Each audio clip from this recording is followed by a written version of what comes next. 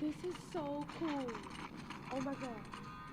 In a world where technology constantly reshapes our reality, the virtual reality open house at Cook Library gave students a peek into the future and an idea of how virtual reality could change the way we go about learning. Yeah, they're already being used at different levels of education in different ways, and also industry.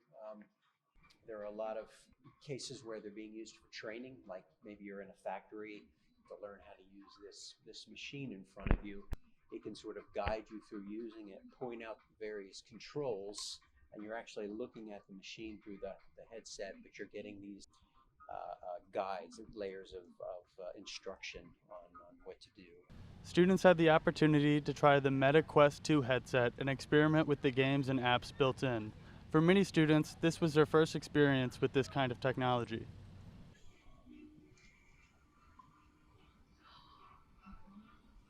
Today was my first time actually clicking on like the different apps and doing the different I guess features they offer.